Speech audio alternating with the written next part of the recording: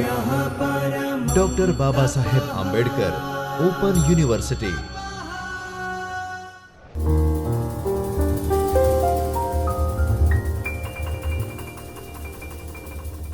નમસ્કાર વિદ્યાર્થી મિત્રો, હું doctor Meena Rajput, assistant professor શિક્ષણશાસ્ત્ર વિભાગમાં ડૉક્ટર બાબા સાહેબ આંબેડકર ઓપન યુનિવર્સિટીના ચૈતન્ય સ્ટુડિયોમાં આપ સૌનું હાર્દિક સ્વાગત છે. વાણિજ્ય વ્યવસ્થાનું અધ્યાપન ES 118 ભાગ 4 એકમ 14માં વાણિજ્યમાં ઉપચારાત્મક કાર્યમાં આપણે અગાઉ ઉદ્દેશો, પ્રસ્તાવના, ઉપચારાત્મક કાર્યનો અર્થ, ઉપચારાત્મક કાર્ય કેવી રીતે કરશો, ત્યારબાદ વાણિજ્યના અભ્યાસમાં થતી વિદ્યાર્થીઓની સામાન્ય ક્ષતિઓ કઈ કઈ છે એના વિશે આપણે વાત કરી. ત્યારબાદ 14.6માં આજે આપણે વાણિજ્યના અભ્યાસમાં ઉપચારાત્મક શિક્ષણ વિશે ચર્ચા કરીશું. 14.6 વાણિજ્યના અભ્યાસમાં ઉપચારાત્મક શિક્ષણ. સામાન્ય રીતે વિદ્યાર્થીઓ, અગાઉ આપણે ચર્ચા કરી એ પ્રમાણે કેટલીક ત્રુટિઓ આપણને કરતા હોય છે તે વિશે ચર્ચા કરી. આ માટે શિક્ષકે તેની જાણકારી માટે સતત જાગૃત રહેવું જોઈએ અને વિદ્યાર્થીઓને જાગૃત રાખવા જોઈએ, કારણ કે આ ક્ષતિ કચાશનો સ્પષ્ટ ખ્યાલ હોય ત્યારે જ તેનો ઉપચાર વૈજ્ઞાનિક રીતે ક્રમ નક્કી કરી અને કરી શકાય છે. વિદ્યાર્થી મિત્રો, આપણે ઉપચાર ત્યારે જ કરી શકીએ કે એનું નિદાન યોગ્ય રીતે થયું હોય. નિદાન થયા બાદ, ચોક્કસ નિદાન બાદ જ ચોક્કસ ઉપચાર આપણે કરી શકીએ છીએ,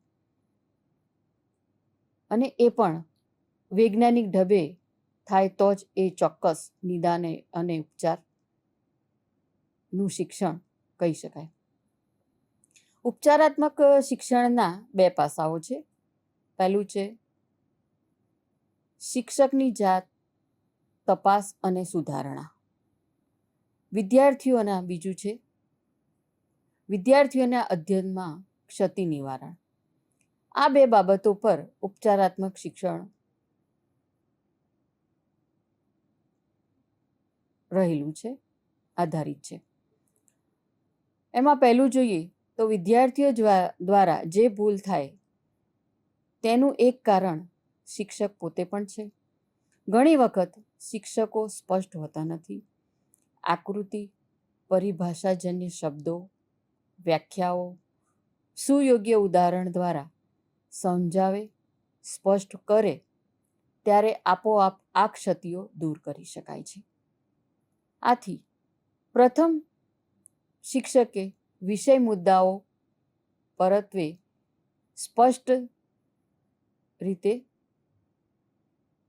ધ્યાન આપવું જોઈએ. અસરકારક અધ્યાપન માટે સંદર્ભ ગ્રંથો, લઘુ પુસ્તિકાઓની શ્રેણીઓ અને આનુષંગિક સાહિત્ય વાંચવું એ ખૂબ જરૂરી છે. તેમજ વિષય વસ્તુના સંદર્ભમાં અધ્યાપન અભિગમ પણ બદલવો જોઈએ. શિક્ષક પોતાની જાતે વ્યવસાય માટે સભાન હોય, વિષય વસ્તુનું ઊંડું જ્ઞાન હોય. વિદ્યાર્થીઓની ક્ષતિને સુધારણા માટે શિક્ષકની આગવી સૂઝ હોવી જોઈએ, ક્ષમતા હોવી જોઈએ અને સમજપૂર્વક લાંબા ગાળાના કાર્ય પર આધારિત હોવું જોઈએ.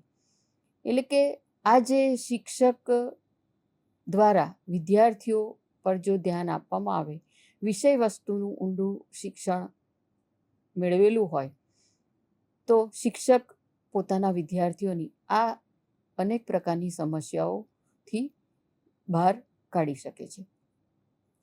ત્યારબાદ છે બીજું, શિક્ષકે ઉપચારાત્મક શિક્ષણના એક ભાગ રૂપે કેટલાક પ્રયત્નો કરવા જોઈએ. આ રીતે પ્રયત્ન કરવામાં આવે તો અગાઉ આપણે જે વિદ્યાર્થીઓમાં ભૂલોનું પ્રમાણ જોયું, કઈ કઈ ભૂલો કરે છે, તો એ શક્યતા ઘટાડી શકાય છે અને ક્ષતિ નિવારણ કાર્ય એટલે કે ઉપચારાત્મક શિક્ષણ એ ખૂબ સારી રીતે કરી શકાય છે. ત્યારબાદ છે 14.7 ઉપચારાત્મક કાર્યની ત્રુટિ સુધારણાની વિધિઓ. હવે ઉપચારાત્મક કાર્ય કરવાનું હોય છે તો એનો કેટલો ક્રમબદ્ધ કાર્યક્રમ હોય છે, પ્રવૃત્તિ હોય છે, અને એ ક્રમમાં આ પ્રવૃત્તિ કરવામાં આવે તો જ એમાં સુધારણા કરી શકાય છે. તો એની કેટલીક વિધિઓ વિશે આપણે વાત કરીએ તો પહેલી વિધિ છે આકસ્મિક રીતે.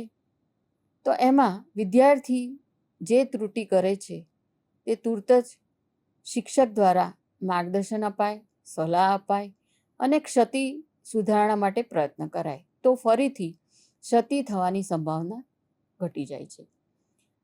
વર્ગખંડમાં જ્યારે શિક્ષક શિક્ષણ કાર્ય કરાવતા હોય છે ત્યારે વિદ્યાર્થીની ચોક્કસ ભૂલો કઈ જગ્યાએ કરે છે એ શિક્ષકે ધ્યાનમાં લેવું જોઈએ અને ત્યારે જ એને યોગ્ય માર્ગદર્શન આપવું જોઈએ, સલાહ આપવી જોઈએ અને કહેવું જોઈએ કે આ રીતે આ ક્ષતિ આ પ્રશ્નમાં કે જવાબમાં તમે કરી રહ્યા છો, તેને આવી રીતે કરી શકાય એ પ્રકારનું માર્ગદર્શન આપી શકાય અને તેની ક્ષતિમાં ઘટાડો કરવામાં મદદરૂપ આપણે વિદ્યાર્થીને બની શકાય. અધ્યાપન વખતે શિક્ષકે સમજ ચકાસણીના પ્રશ્નો પૂછવા જોઈએ. તો આકૃતિ વગેરે સ્પષ્ટ કરી લેવું જોઈએ. એટલે કે જે ઉદાહરણ આપીએ છીએ એને લગતા ઉદાહરણ સરળ અને જીવન સાથે સંકળાયેલા એવા ઉદાહરણ હોય તો સરળતાથી વિદ્યાર્થી સમજી શકે છે અને યાદ પણ રાખી શકે છે, ગ્રહણ કરી શકે છે. ત્યારબાદ છે ઉપચારાત્મક શિક્ષણ માટે વ્યક્તિ અભ્યાસ. આ પદ્ધતિ ચિકિત્સા વિજ્ઞાનની છે. પ્રશ્નો પૂછવા, રોગનો ઇતિહાસ જાણવો, લોહી, પેશાબ વગેરેના પેથોલોજીકલ વિશ્લેષણો જાણ્યા પછી રોગનું નિદાન અને ઉપચાર કરે છે. ડૉક્ટર પણ જ્યારે આપણે તપાસ કરાવવા જઈએ છીએ તો એ દર્દીને પૂછીને જ આગળ એનો ઉપચાર કરવા માટે વધે છે. એના લક્ષણો જાણે છે કે તમને શું થાય છે, ત્યારે એ લક્ષણોના આધારે જ નિદાન કરે છે અને નિદાન કર્યા બાદ એ ઉપચાર તરફ આગળ ગતિ કરે છે. શિક્ષક પણ લેખિત મૌખિક કસોટીઓનો આધાર લઈ વિદ્યાર્થીઓની ત્રુટિ શોધે છે અને ઉપચાર તરફ આગળ વધે છે. આના 3 પાસાઓ છે, એટલે કે 3 સોપાનો છે. અહીં નિદાન અને ઉપચાર બંનેની સાથે જ વિચારણા કરી શકાય છે. ત્રુટિ નિદાન માટેની પરીક્ષા, ત્રુટિઓના કારણો જાણવા, સમસ્યા એક પણ કારણો અલગ અલગ હોઈ શકે, ચોક્કસ કારણો અલગ અલગ તારવા.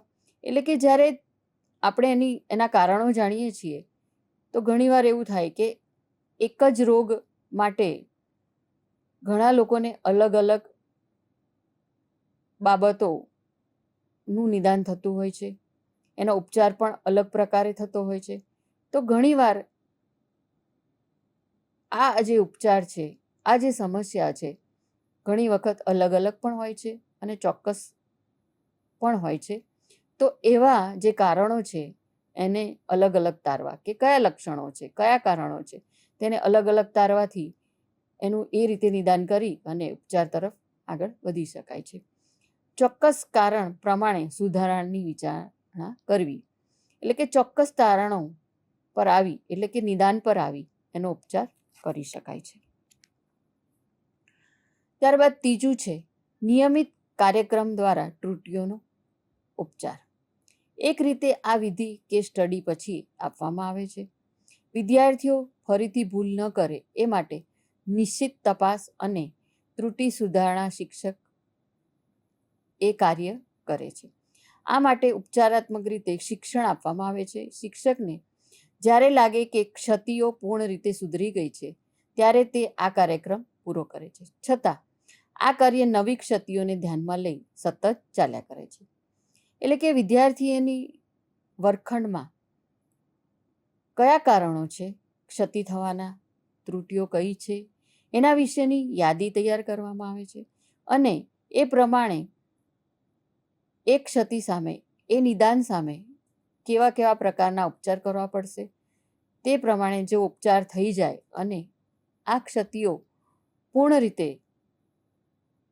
સુધારા તરફ આવી જાય ત્યારે નવા કાર્યક્રમો સાથે પણ નવી નવી ક્ષતિઓ માટે આ કાર્યક્રમ સતત ચાલ્યા કરે છે. પરંતુ જે ત્રુટિઓની યાદી બનાવીએ છીએ, જેના માટે કાર્યક્રમ છે, એ અહીંયા પૂરો કરવામાં આવે છે. ત્યારબાદ છે સમયાંતરે ત્રુટિઓનો અભ્યાસ અને ઉપચાર. અહીંયા અમુક નિશ્ચિત સમય માટે એનો ઉપચાર કરવામાં આવે છે ત્રુટિઓની સામે. 15 દિવસે કે મહિને શિક્ષક ગૃહ કાર્યમાં વર્ગમાં વિદ્યાર્થીઓ જે ભૂલો કરે છે તેની એક યાદી બનાવી વ્યક્તિગત કે સમૂહગત ભૂલ સુધારણાનો કાર્યક્રમ ચાલુ રાખે છે. આખા વર્ગ સમક્ષ પણ આ ભૂલ સુધારણાનો કાર્યક્રમ ચાલુ રાખે છે. આખા વર્ગ સમક્ષ પણ આ ભૂલ સુધારણા કરાવી શકાય છે. એટલે કે એક વિદ્યાર્થી અથવા તો સમૂહ જૂથમાં જે વિદ્યાર્થીઓ છે એના પર પણ આ કાર્યક્રમ લાગુ કરી શકાય છે. તો વિદ્યાર્થી મિત્રો, અહીંયા આપણે ઉપચારાત્મક શિક્ષણ વિશે વાત કરી. ઉપચારાત્મક શિક્ષણ કઈ રીતે આપવું વર્ગખંડમાં, શિક્ષકે કેવી રીતે એનું નિદાન કરવું, એનો ઉપચાર કરવો વગેરે બાબતો આપણે એની વાત કરી. તો ત્યારબાદ 14.8માં એનો સારાંશ આપણે જોઈએ તો વર્ગખંડના અધ્યાપન દરમિયાન શિક્ષક સ્વયં અલગ અલગ કેટલીક ક્ષતિઓ કરે છે. તેને પરિણામે વિદ્યાર્થીઓમાં માનસિક સ્તર અલગ અલગ હોવાથી શૈક્ષણિક વાતાવરણ પણ ભિન્ન ભિન્ન હોઈ શકે.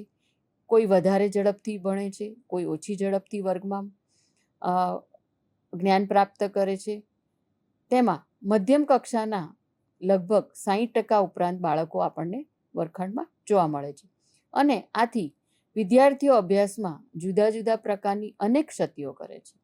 આ સમસ્યાને વૈજ્ઞાનિક રીતે હલ કરવા માટે આપણે ઉપચારાત્મક શિક્ષણનો આધાર લઈએ છીએ. આવી અભ્યાસકીય બીમારીનું નિદાન થવું જોઈએ. નિદાન માટે શિક્ષકો કસોટીઓ, ચર્ચા, વ્યક્તિગત વાતચીત, અધ્યાપન વખતે પ્રશ્નો વગેરે પૂછવા જોઈએ. ચોક્કસ પરિણામો, અવલોકનો, મુશ્કેલીઓ જાણી લઈને નિદાન કરવું એ ખૂબ જરૂરી છે. જો આવું નિદાન કરવામાં આવે તો ચોક્કસ શિક્ષણની ગુણવત્તામાં સુધારો લાવી શકાય છે અને વિદ્યાર્થીના શિક્ષણ સ્તરમાં પણ સુધારો લાવી શકાય છે. તેના આધારે ઉપચારાત્મક કાર્યક્રમ અપનાવવો ખૂબ જ આવશ્યક છે, જરૂરી છે. આથી વિદ્યાકીય સિદ્ધિમાં પાછળ રહેતા વિદ્યાર્થીઓ, રોજબરોજના શિક્ષણ કાર્યમાં તાલ ન મેળવી શકનાર વિદ્યાર્થીઓ માટે આ કાર્યક્રમ ખૂબ જ આશીર્વાદરૂપ સાબિત થાય છે. એટલે કે શિક્ષણ કાર્યમાં વર્ગખંડમાં અલગ અલગ પ્રકારના વિદ્યાર્થીઓ આવતા હોય છે. દરેક વિદ્યાર્થી એક પ્રકાર શિક્ષણ કાર્ય સરળતાથી ગ્રહણ કરી શકતા નથી. તો આવા વિદ્યાર્થીઓ માટે આ કાર્યક્રમ ખૂબ જ ઉપકારક બની રહે છે. તો વિદ્યાર્થી મિત્રો, અહીંયા આપણે આ એકમ 14 ઉપકારાત્મક શિક્ષણ વિશેની વાત અહીંયા પૂર્ણ કરીએ છીએ.